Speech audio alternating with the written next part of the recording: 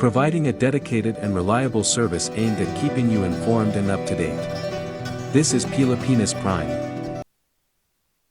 Ops! Huli ka! Ang mga driver ng DoorDash ay ginagamit bilang takip ng mga espiya ng Tsino at mga teroristang Iranian upang makapasok sa mga instalasyong militar ng Amerika at magnakaw ng impormasyon.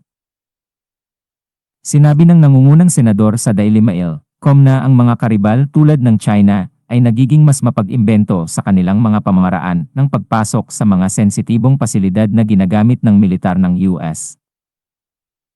Noong nakaraang taon, mayroong hindi bababa sa 100 na pagtatangka ng mga mamamayang Tsino na tumagos sa mga base militar ng US at mga kaugnay na pasilidad.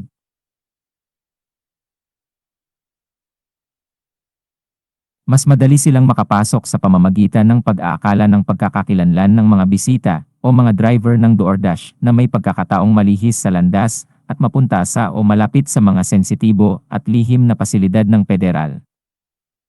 Higit pa rito, hindi lamang mga mamamayang Tsino ang pumapasok sa mga instalasyong militar ng Amerika. Sa isang sit-down na panayam, eksklusibong isiniwalat ni Representative Glenn Grothman, Republican Wisconsin, sa Daily Mail na ang Iran, Russia, at mga teroristang organisasyon mula sa Middle East ay nakikilahok din. Isang Chinese national ang pumasok sa Marine Corps Air Ground Combat Center 29 Palms sa California noong Marso bago ikinulong. Ayon kay Grothman, may mga ulat ng mga terorista mula sa buong gitnang silangan, kabilang ang Russia, Iran, at iba pang mga bansa, na nahuli sa malapit sa mga instalasyong militar. Gayunpaman, hindi natukoy ng Republikano kung aling mga organisasyong terorista ang nahuli. Gayunpaman, isiniwalat ni Grothman na ang isang kumpidensyal na House Oversight Subcommittee sa National Security, the Border, at Foreign Affairs na pagdinig noong Huwebes ay tutugon sa mga aksyon ng Iran, Russia, at ng mga teroristang grupo. May mga ulat na ang mga dayuhang mamamayan ay kumukuha ng mga larawan at nagre-record kung ano ang nangyayari sa aming mga base militar.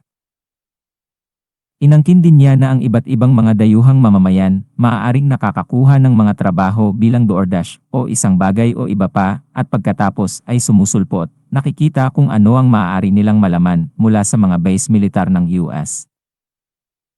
Isinasaad pa ng mga ulat na ang mga dayuhang mamamayan ay nagpapatakbo ng mga drone upang mapahusay ang kanilang mga pagsusumikap sa pagsubaybay. At nagbabala si Grothman na ang mga pagtatangka na ito ay lumago ng malaki sa mga nakaraang taon.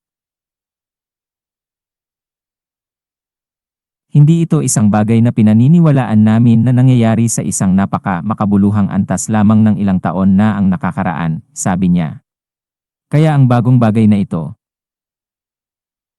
Inangkin ng Wisconsin Republican na dumarami ang mga pagtatangka sa espya dahil ang mga walang uliran na bilang ng mga dayuhang hindi Hispanic ay dumadaloy sa hangganan ng US, Mexico, patungo sa puso ng Amerika.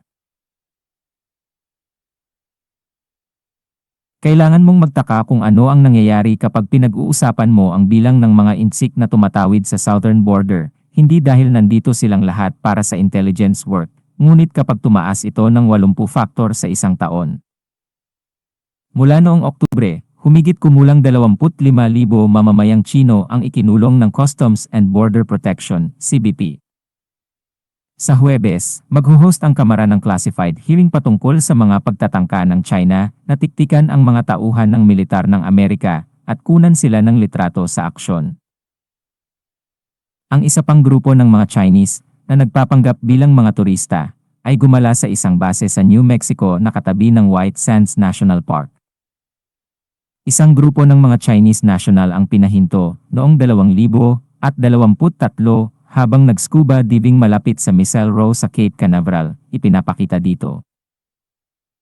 Dahil sa malaking bilang ng mga tao na lumilipat sa pagitan ng mga otorisadong daungan ng pagpasok, matagal nang pinuna ni Grothman at iba pang mga Republikano ang umiiral na estado ng mga gawain sa hangganan bilang isang banta sa pambansang seguridad.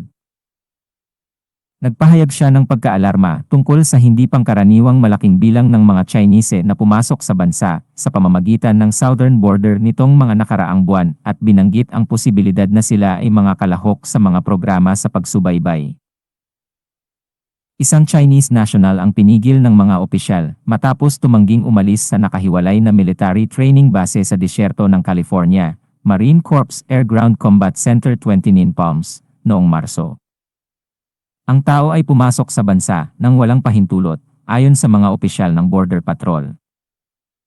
Dahil napakasimpleng pumasok ngayon, ito ay lubhang nakakabahala, ayon kay Grothman. Ibig kong sabihin, talaga, walang hangganan sa Estados Unidos. Wala pang mas nakakaakit na sandali para sa mga dayuhang bansa na pumasok sa lokasyong ito, iminumungkahi. Siya sa atin natin at kumuha ng katalinuhan sa mga instalasyong militar ng US. Ang mga komunistang operatiba ay nakitang gumagala sa isang missile launch site sa New Mexico, nagsasagawa ng scuba dives sa Cape Canaveral, at nagpapanggap na mga residente ng isang army base sa Alaska. Sinabi rin ng Republikano sa Daily Mail, na ang ilang mga dayuhang mamamayan ay may opisyal na utos na mag-espiya sa mga basing Amerikano. Kapag ang mga insik na ito ay pumunta dito, sinabihan sila ng gobyerno ng China na dapat silang kumuha ng litrato ng anumang bagay na kahina-hinala o sa tingin nila ay maaaring makatulong. At may mga malinaw na dahilan kung bakit gustong malaman ng mga individual mula sa China, Iran, Russia, at mga teroristang grupo ang higit pa tungkol sa kakayahan ng militar ng US. Sila rin, sigurado ako, gustong-gustong humanap ng paraan para makagawa ng malaking pinsala sa Estados Unidos. Kapag ang mga insik na ito ay pumunta dito, sinabihan sila ng gobyerno ng China na dapat silang kumuha ng litrato ng anumang bagay na kahina-hinala o sa tingin nila ay maaaring makatulong. At may mga malinaw na dahilan kung bakit gustong malaman ng mga individual mula sa China, Iran, Russia, at mga teroristang grupo ang higit pa tungkol sa kakayahan ng militar ng US. Sila rin, sigurado ako, gustong-gustong humanap ng paraan para makagawa ng malaking pinsala sa Estados Unidos.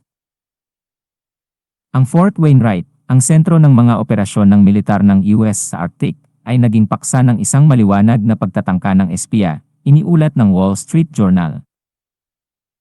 Tinanong ng kongresista ng Wisconsin kung bakit magpapadala ang isang bansa ng mga tauhan dito upang kumuha ng mga larawan ng mga instalasyon ng militar o iba pang mga lokasyon maliban kung ito ay inaasahan o naghahanda para sa isang pag-atake ng terorista o kahit na nag-aalala tungkol sa pagpunta sa digmaan. Kailangan mong maging isang maliit na nababahala kapag nakita mo ang ibang mga bansa na nagtitipon ng data tungkol sa mga gawaing Amerikano. Sa palagay ko ay hindi ka tumatambay sa labas ng mga base militar kung pupunta ka sa Estados Unidos para sa isang trabaho o bilang isang turista, patuloy ni Grothman. Ang komite ay magsasagawa ng isang lihim na pagdinig sa Huwebes simula sa 9:00 AM Eastern Time.